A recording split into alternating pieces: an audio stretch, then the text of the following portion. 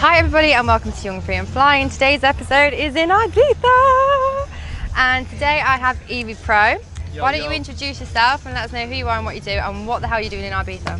My name is Reece. I'm a videographer. I mainly do events and nightlife. I do corporate as well, all sorts of bits. Been over for a few days filming history at Ocean Beach yesterday, where we're at now, and some food. Had MK's pool party at Ibiza Rocks and Ushuaia tonight for Disturbance. So, if that ain't your dream job, you need to get off the channel. So how did you get into it? Tell us exactly what do you do?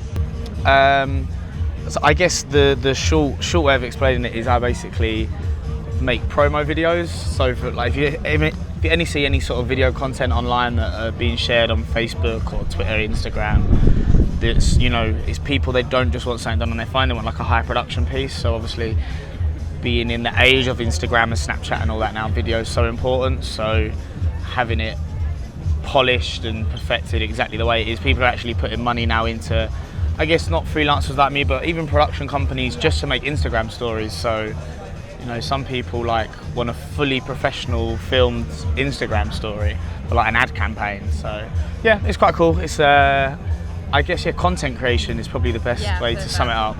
Because I've seen so for anybody who's wondering, his Instagram is EVPRO, and I've seen you be on top of Lamborghinis or Ferraris, then one minute you're filming a top DJ in Ibiza, then you're in Zante or Malia, then you're filming like an amazing photo shoot in London. Like, what's a week in the life of Reece EVPRO? Manic. Manic to be sure. No, I guess, yeah, it can vary, to be honest. Like, this week probably sums it up. So last Thursday, had a morning flight to Marbella, 48 hours filming in Marbella and had 6 videos to do. Then That's had mad. a 6 AM flight to Ibiza. Then was on a boat all day in Ibiza filming. Then we wasn't filming that night. Then the next day filming at the beach party. Then obviously the next 3-4 days filming. And then I'm back home for like 2 days, and I'm off to Belfast, and then I'm away again for 2 weeks. So there's lots of awkward flight times and not much sleep through summer. And missed flights, I'd imagine. There's only two missed. Security people not letting you in. Only 2 I've missed this year, which is the worst year I've ever had. The other ones was I missed one last year from Napa, and that messed up my so much schedule. As you were saying, the flights from Napa are just a nightmare. Yeah, a nightmare. Yeah, it's manic, but it's good, it's enjoyable. It's always like living out of a suitcase pretty much. So it's that till end of August now. You're only young, aren't you? How old are you? Yeah, I'm 24. 24. So how did you get into this? Like, I look about 35. That is a lot to be doing at such a young age. How did you get into it? I've always had an interest in video anyway, and I think, well, easiest way to sum it up is I went to college, we had access to camera equipment, and we could like hire it out, and I literally just kept hiring it out at weekends, and I was like, I just approached a local nightclub promoter and was like, I'll do a video, £100, never done one before, winged it, Cheeky done it, charm. built it up so quickly to the stage where the college caught on to what I was doing and banned me from hiring any equipment. So I then had to actually use the money I'd earned to invest in. But at the same time as that, I was working 21 hours a week at Lloyd's Bank, and I was also at college 5 days a week. So it was pretty manic, and I burnt out massively. But yeah, I guess it's where I am now. And through that, the end of that, I basically actually finished my course about 3-4 months early. I was like, I'm going to go to MAGA, did the first season in MAGA. I was going to try the videography there, but it didn't work out. But I was living with the reps I'd gone out with, and their boss had come out, and we'd said that I'd done video and stuff like that. Yeah. And yeah, the next summer they flew me out to Malia, filmed for them all summer. Amazing. Then went back the second year in Malia to do for them. The company closed, but I'd already had enough connections. Was like, sod it, I'm going to try to do it by myself. And yeah, I guess it's just gone from there. Just keep making connections. Moved to Leeds for 1.5 years. Got even more connections. And yeah. What is the importance of connections? Because that's something that in my business I've been a little bit shy about. Because it's like going up to someone like, hi, how are you? Yeah. Yeah, it's not even. I don't. I guess I try to do everything naturally as possible. So even with people that I say, oh, is someone who's known, like a celebrity or someone, I literally just treat them like a normal person and almost act as if I don't know them. I fully know who they are, or I'll wait to get introduced and they'll be like, oh, hi, this is blah, blah, blah. Do you know them? I was like, oh, yeah, you're right. And just sort of that way, like, it's just not being sale, like, oh, by the way, I'm a videographer, I do this. I actually wait until they ask. They're like, oh, what do you do? Oh, I'm a videographer, like, I do this, and they're like, oh, we actually need someone. Yeah. Like I think becoming more friendly with them first, and then it's not like you just constantly, you're basically just being friendly, I guess. It's not just expanding your network. At the end of the day, like, that person might come around in 4 years' time, which has happened to me, like, so many times. Like, clients come back, like, and I'm like, oh, how did you hear about me? And they're like, oh, you did work with blah blah blah from 5 years ago. And I'm like, what? Like, my work was shit back then. Like, so no, yeah, it's I guess just network. It's just important, but not just that you get a great like circle of friends out of it as well. Yeah, like, people doing the same thing that you're doing. And come Ibiza, and each night I've bumped into so many people I know. Like, that's amazing. Just network, and that's all through the networking. So, what's your favourite place to come to? I think Ibiza's topped it for this summer, definitely. I don't know, I think just where you get more older, like I did 4 or 5 summers away in other resorts. I've seen every resort, I've done every resort. I've done probably 60 plus boat parties, full moon, like I've done it all, so it's a bit, well, I don't know, I guess the maturity comes into it now with like Ibiza, you can just chill out a bit, it's a lot more adults. I don't know, I'd probably Ibiza now. Okay. It's nice weather as well. Yeah, it's nice. So what I really love to know is what takes it from being a hobby to a passion to a profession. Like, obviously we all love taking pictures, we've all got iPhones. If you've got like the iPhone X and they're really good, like we can all be like professional photographers now, like in our own heads. But what made you take it from being a hobby from when you were working at Lloyd's to like, no, I'm going to make this like my thing? I was always like trying to side hustle it, so I was working at JD while trying to do videography on the side, and I was doing it at weekends and stuff, not for great money but just trying to build it up. And then it was when I was away on my second summer in Malia, it was my second summer there, but I'd done a couple away. I just woke up one morning and was just like, I'm not going back to JD. Like, it's not happening. Like, just how depressed I was. Before going to JD, I'd gone through 6 jobs in 6 months. Wow. Pretty much sacked from all of them. But I just couldn't work in an office. I'm great for the first 2 days and I can smash interviews like that. It's no issue. But it's then when I get there and then I'm like, well, I don't want to work here for the rest of my life, so what's the point of me being here? Yeah. So, yeah, that's when I decided. I was just away and I was like, no, I'm just gonna try do it. And from that moment, it's weird because I worried that, and you still do worry, like, where your income's coming from. But all of a sudden, when you're your only source of income, you just work all the time. Yeah. And then it doesn't. Yeah, and then it doesn't really. It's like it's one of them issues that sort of solves itself.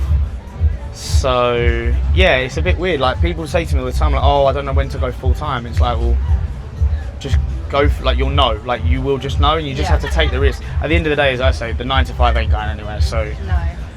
If it all fails in a year, at least you said you tried and it didn't work, and you move on. It's not, so yeah. What's been your hardest part of being an entrepreneur? Because I'm not sure if you found it this way, but for me, I feel like it's a bit of a roller coaster sometimes. One minute you're like, yeah, I'm doing it, I'm smashing it. One minute you got money, the next you got nothing. It's probably the best one. Yeah, it is. And then you realise that all the bills come out that week. Yeah.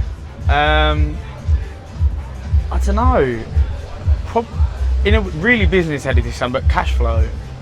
Like, you might not take a payment on a booking for various reasons. Like, at the end of the day, people say you can have contracts in place and all stuff like this, but people ain't paying, they ain't paying. People ain't paying, they ain't gonna pay. Yeah. Like, well, they'll pay, but they're just taking their time. Yeah.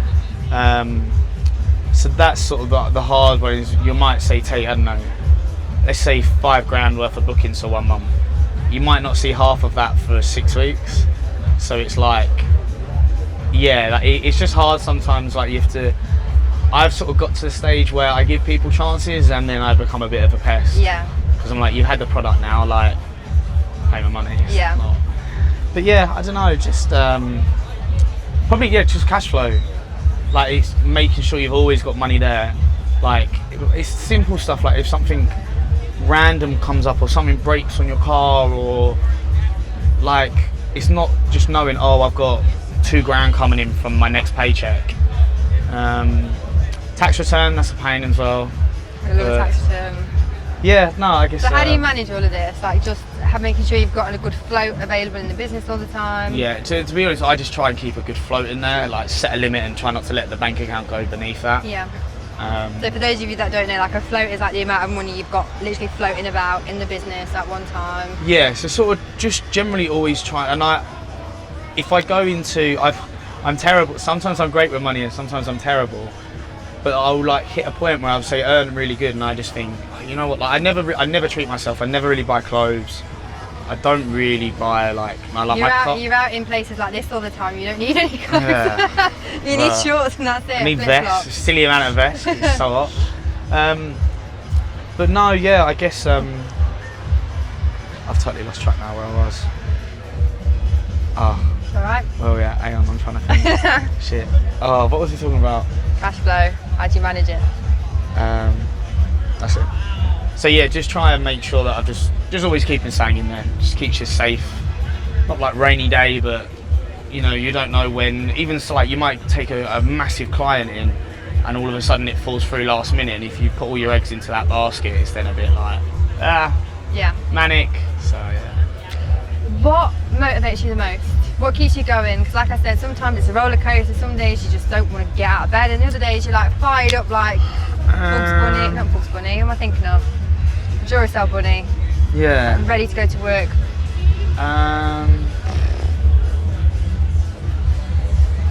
There's probably two.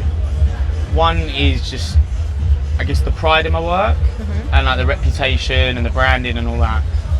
But money, man, as well. Yeah. Like, I hate this. Like, obviously. No, there's no. Like, you need money to. You need money to live. I don't do it to like wear flashy shit. It's not. I don't really wear flashy shit at all. I think people don't my overheads are a lot more than I think people realise. Yeah. Like, just remember Instagram's what people choose to put up. So yeah, highlight reel. Yeah, it's the highlight reel. So obviously I'm only going to put up my good bits. Like 6 days of the week. Like I'm not depressed, but I'm just sat and editing. It's not. Yeah. And people are like, oh, where are you off to next and all this? Like, yeah, it's cool, but I'm in Ibiza for what, 4 or 5 days now.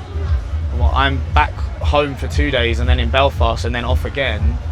And somehow I need to squeeze edits in. Like that means on planes I want to sleep on, I've got to edit. You need to be working. You know, instead of driving, it means I've got to get the train somewhere and edit. And there's just lots of dark sides to it that I don't think people, not dark sides necessarily, but just a lot of stuff people don't see. The hustle behind it. Yeah, the hustle. Like it's not easy. They see your finish, like DJ video or promo video. Think this is sick. They haven't seen the 3 hours that. I have no idea how long it takes, exactly. But, yeah, so they haven't seen all the work that goes into it. Like even stuff like driving to gigs. So I never say no to a location. Like I flew to Australia once for like 3 days. I got over my jet lag and then got it again coming back. Oh my so it was like.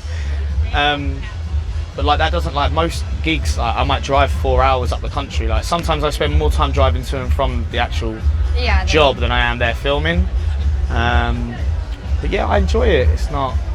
I think because I enjoy it is why it's not a job. It's not.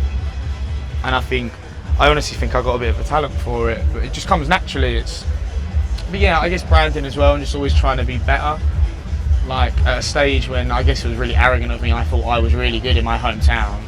I went to Leeds and there were students making 5 times better videos who were doing it as a hobby, and I was like, wow, like shit. I need to step up my game. So yeah, I guess the pride in the work as well, but yeah, the money as well. Obviously, at the end of the day, is trying to make it a job. Yeah. You know, and it's sustainable lifestyle. Yeah, as well, exactly. Yeah. So luckily, I'm very fortunate with the people, like the groups I get in and stuff like that. But no, yeah, I guess that's the reason. How do you keep your brand like a high standard? Because I think a lot of people get into business and they just see the money and they just see the product and their money, and they don't see the brand that goes around it. Like they don't understand the layers that are involved with the business. Yeah. How do you keep on top of like having a high standard brand? Because to me, you do have a high standard brand. Reputation. Yeah. Simple fact is that what's the first thought that someone's going to think of me when they say, oh yeah, you know Reece, that video guy? The first thought is always, before I was even doing videos, that's always something I portrayed when meeting new people. Yeah. And in general was like, okay, what's the first impression I want them to say to me? Oh yeah, he's a nice guy. So not, oh yeah, he's cool, but he's a dick. Like, it's not like I want it to be a good impression. Yeah. So yeah, I guess knowing the reputation, like people are always gonna, once you've imprinted your impression on someone, it's very hard to change that. So I guess that always, I just think politeness, just respectfulness, and yeah, I don't know. I would say that, just knowing that anyone can be a client and you never know who's looking. Like Instagram Insights like proves massively on like people who just save my save photos. Like some of them are getting like 30 saves, or like there was 5 click-throughs to my number this month.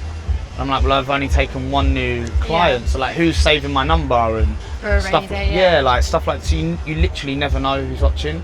And I've had I get so much work through Instagram, but it's only on the shoot that I might say to them, oh, how did you find out about me? Oh, well, blah blah blah recommended you, and then we saw your Instagram. And so yeah, I just think I got out of the stage of being constantly consistent and just putting content up for the sake of it, because then you can tell your heart's not in it. Yeah, there's no passion in it. And just I really started to listen to like the podcast about like the what's that one, the art about like not giving a fuck. And so that keeps coming up so many times to me, and I've not listened already. I downloaded the audiobook just when I'm on flights, and I keep passing out each time. Obviously, I'm listening to it while I'm sleeping, so I don't know if it's actually having an effect. Going in, I think subconsciously it is, and just by actively actually looking at something that's saying stop giving a fuck, I'm actually not caring. There's lots of things now I'm just like, you know, I actually don't care. Like, yeah, I'm gonna wear this. Like, sod it, I don't care what they think. Like, how is business different in that aspect from when you first started to now? Like, do you give less of a fuck now? Like, no, I care more about business now, massively. Just because I know how everything, like, I've seen how bad decisions end up and how they burn bridges and stuff like that. So, yeah, no, I'd say I'm more cautious now, more aware, like everything. Even if I'm out with clients after and we're having drinks, there's no way in hell I'm getting drunk. Yeah. Like, and I'm like, yeah, just stuff like that, and just always being on top of it. You got to be aware, like, yeah, I guess reputation, I guess. So you just mentioned the podcast, The Art of Not Giving a Fuck. What other what other books, teachers, podcasts do you listen to or read? Oh, excuse me, I'm just sweating here. I don't read any books, unfortunately. I just can't. Every time I'm like, Reece, read this book. I know. I can't read. It's just time as well. Like, I generally feel like I guess I could make the time. It's like my life's pretty hectic. Yeah, my life's pretty hectic as it is, and audiobooks works great for me because if I'm driving somewhere, I can listen. But podcast-wise, Gary Vee is literally the only person I listen to. A friend of mine, Chris Williamson, he does a mindset one that's quite cool. I like listening to that. I think it's because he's my mate, it's hearing it, like even stuff on meditation and hearing like different sides of you, it's a bit of a different way than hearing it. I feel like there's so many people are like preach. Yeah. He just sort of says it is, if you want to take it, you can take it. Yeah. So yeah, to be honest, Gary Vee's really the only one I do, and that's like over time, the stuff naturally wears off. Like you pick up tips over time on stuff. So, and I feel like driven as hell. Like that time I was driving back and did like 3 podcasts after listening to his, like on the way home. So, yeah, it's Gary Vee mainly, to be honest. I don't watch any of his Insta or YouTube videos. Again, like his YouTube videos are like 40 minutes long each day, and I don't have time to sit down. I just don't lose interest. I like listening to his talks, and you get the people doing the Q&A and like this. Yeah. Do you have any mindset exercises that you do? So like any rituals, meditation, affirmations, gym? Like even the gym to me is a mindset kind of ritual. Yeah, gym, I guess. I want to get more into the mindset and delve into the meditation part, but just doing it and like finding like I struggle hard enough as it is to wake up normally, let alone wake up, do something, and then like meditate and all this. So I don't know. But gym, yeah, I try to go gym as much as I can. Just I feel better. I feel my confidence is like I'm very, very self-conscious, which is some people think that's really surprising and some people aren't surprised. I'm massively self-conscious, like, but at the same time I don't give a fuck. It's really weird. So like I'll have moments where like, but like I'll do it as silly stuff like yesterday going like shaving my head. So I'm not actually bald, I shave my head. But like one day in it's got a bit of stubble and I'm like, no, I don't like that. I'm not going out like it. It's not the best representation of me. Like it's silly things like that and that overthinking. Like I couldn't go out without a watch on because I feel like it's weird. Like I don't have the same confidence if I go out without a watch. Yeah. It's like really weird stuff and like my I wear contact lenses and I will never go out in public with glasses on. Never. So I'm getting laser eye. But I just don't. I don't know. I guess because I was never. I guess I felt I wasn't really like attractive, or I just don't like how I look with glasses on. Like no, I literally went through like such a 180 through college and I guess puberty that like going from sort of the quiet kid in school, it wasn't like bullied, but you know the odd joke was thrown here and there, to like totally flipping it to like now everyone's still in like shitty jobs and. You know, like it just, well, you know how it's in school, like all the ugly people turn out decent and really successful and all the ones who you thought were going to do amazing, like aren't, like, and they just aren't happy, or you see them on a night out and you just know they're not happy. So yeah, I guess that part, I'm massively self-conscious, but at the same time I'm trying not to care as much. Yeah. And I think that all comes into it. Yeah, it will definitely. What has been your favourite gig to do? What's been your favourite like gig? I call them all gigs, but like job, event, promo video. What's been like your most exciting? Bugatti was good. I think Creamfields as well. Creamfields is probably always going to have a little spot there because first major festival I filmed, it's like the big dog. Last year? Yeah, last year. It's the big dog, and it's the best like nightlife video I've ever done, I think.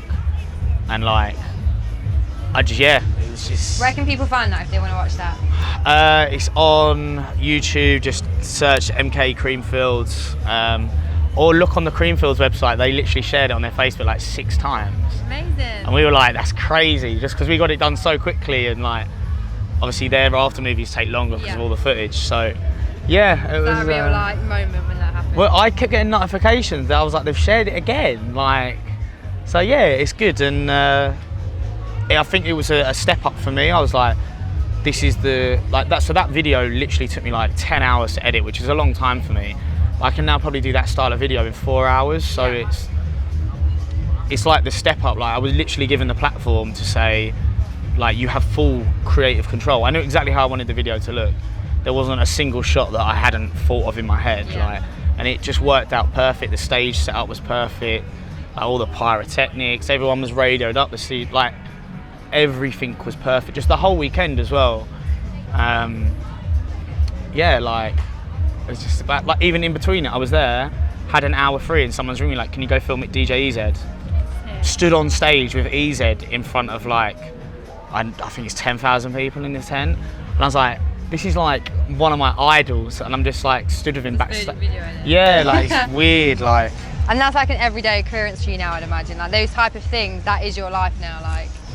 Yeah. Be honest, come on, it is. Yeah, it is. Every day I'm texting him in Ibiza, he's like, yeah, I'm just going to High, I'm just off to Ushuaia, yeah, I'm just with this, I'm just with that. I'm like, okay, Reece, pretty sick. Yeah, I wouldn't say it's accustomed to that sort of lifestyle, but no, you just, you know, through this job, obviously, like once you start meeting like bigger profile clients, then that's naturally you're going to fall into their circle, like friendship groups. So. And, you know, their management groups, like some of the people I do videos for, like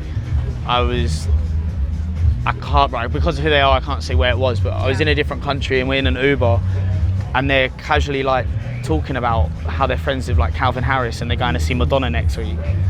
Like, and that's like the realization moment where like, I'm sat in a car filming, you're like how did a little kid from Southend filming in like house raves end up to being on like other side of the world? Like, so yeah, I don't know, I guess, yeah, I'm very grateful of where I've got to, but I know I've put a work in, so it's a lot of sleepless nights. Been a lot of sleepless. A lot of flights, a lot of sleepless nights, a lot of travelling. So what's next for EVPRO? So we're halfway through the year already, halfway through summer. I don't know how we're halfway through summer. I don't get it. Right, I can't stand it. But we're halfway through 2018, we've got 2019 coming up. What's next for you in the business? Music videos. Really want to establish myself as a music video director. Still do all the stuff I do currently, but I just feel that I've just got like a lot of creative ideas that I want to do on video, but I've had offers come to the table for music videos, but I've straight up turned them down, and people are like, you're stupid because you just want to get experience. It's like, well, no, because I know I can never work on the set. Like, I've worked in the industry for like 6-7 years. Yes, I may not have done a big budget music video, but I know how I want it to look. I know all the gear that we've got to hire and stuff like this. So yeah, that's sort of the next step. We've got two, I've definitely got one lined up that is signed to a label, so that should have a good push, but we're waiting to see how the track does, so then obviously that will then depend on how much budget we get.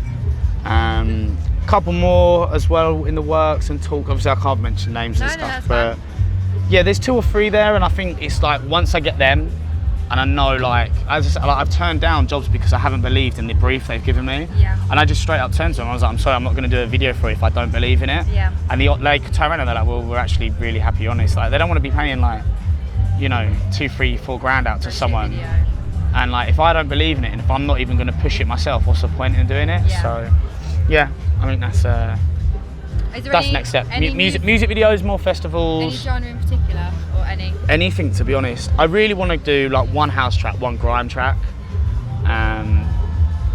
Yeah, I just think I've got some cool ideas. And break the mold a bit. I don't know. Yeah. Sort of. I think I really like how like Chris Brown's videos are done and stuff, and like Director X's stuff, and also like really contrasting colours. And I feel like the Americans nail it every time. Yes, they have big budgets, but you can do that sort of stuff over here, but no one, or in England, but no one's doing it.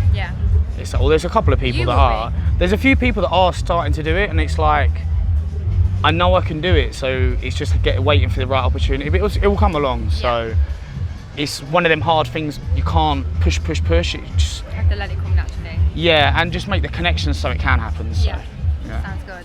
And final question, what advice have you got for anybody that is sat watching this, that either wants to be a videographer or just has a passion and is on that like deciding fence of whether to take the leap, go for it, quit the 9 to 5, or just even start, you know, taking the camera from school and filming in nightclubs now? What advice have you got for someone who's like thinking about it? Firstly, it's literally 20 times easier to do it now than it was 4 years ago. Like, when I started, I learned all through YouTube pretty much.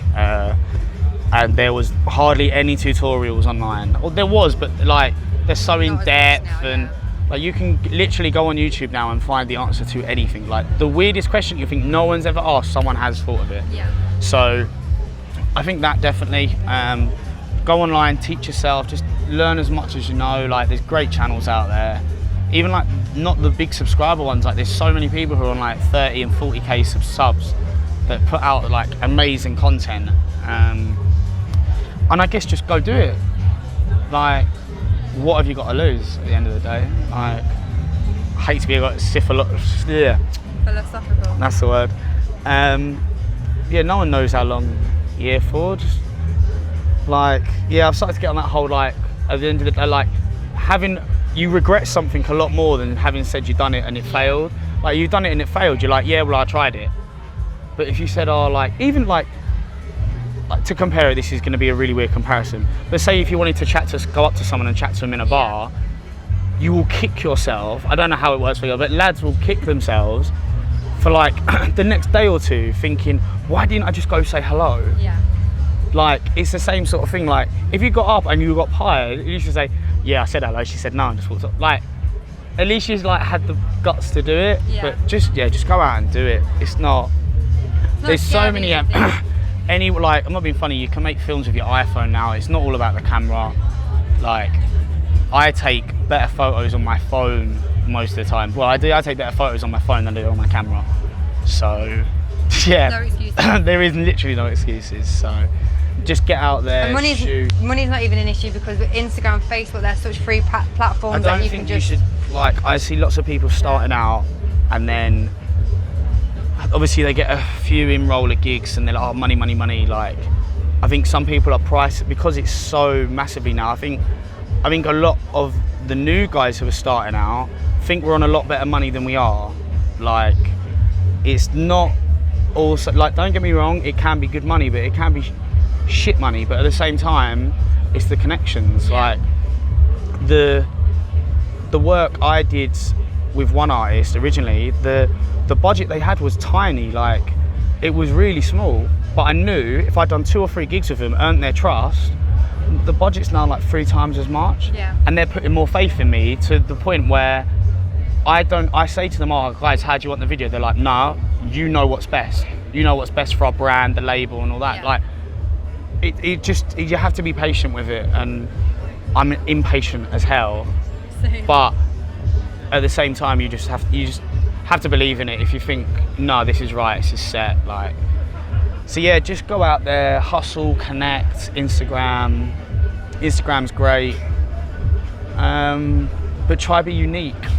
So many people are ripping each other's styles, and it's, you know, it's find your niche, and which is hard nowadays because someone does a new transition and they're nicking it, or a zoom effect or whatever. But yeah, I think just be unique. And I mentioned it actually in my podcast, but basically just don't constantly brag about how busy you are. Like, if I always said, if you need to tell people how busy you are, you're not busy enough. As simple as that. I never brag about how busy I am and all this. If people ask, then I'll be like, yeah, I'm off. And it's evident that you're busy by the back. Yeah, like, and letting the work talk. So I'd hold my hands up. I'm a massive hypocrite for it. I would literally be like, oh, off on my 8th flight this week, or off to here now. Now it's literally, I just realised, you know what? You don't need to put that out. Like, less is more. And less is so much more. Like, let people's minds speculate. Like, I put up, so like, oh, I think I did it coming away. I was like, oh, Ibiza for thingy days. Like, people don't really care actually who I'm filming as much now. Like, but I think more, I've tried to hit, especially online, like more like the lifestyle of it, and just, yeah, I don't know, really, just enjoy it, I guess, is the main thing as well. Don't constantly chase the money. If you're not enjoying it, like, as we know, I've spoke about it, there's been so many times recently where I just haven't been enjoying stuff. Because it can get much, like the workload, and then the tiredness and the lifestyle, like, even like, I mean, people are like not having the sleep, like, it's a massive, like, it's not just a thing. But Marbella, I had 2 nights, 2 hours sleep before I went to Marbella, and then like that night I was filming for I was up for 36 hours, then I had 4 hours sleep, and then the next day I didn't have any sleep because I had a flight to Ibiza, and then I had an hour. Like, I don't mean, people, like, over the course of 4 days I literally had like 10 hours sleep. And that's going to affect and I'm working like the whole time. So I don't mean people understand, like, yes, I may make it look absolutely amazing online, but let me assure you, I'm working my arse off, like, but I enjoy it. So it's not. That's the thing, when it's something's your passion, you don't mind putting in the hours because you love it. It's work, but it doesn't always feel like work. So I actually have one more question for you. How important is self-belief, or how important has it been for you in the last few years? Yeah, I guess it's come naturally though.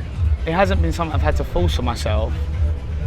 I guess know your worth is always something that everyone questions, like, in any type of scenario. But like business especially, it's like, oh, how much am I worth? Like, client says yes straight away to your first price, you're like, shit, could I go on, like, am I worth more than that? Or hear what someone else is charging and a client's happy to pay it, and you're like, well, I know my work's better class than theirs, and they're getting paid that. Like, why am I breaking my back for this? But, I don't know, I guess I've always believed in it as well, that I'll put the work out that I do the best I can.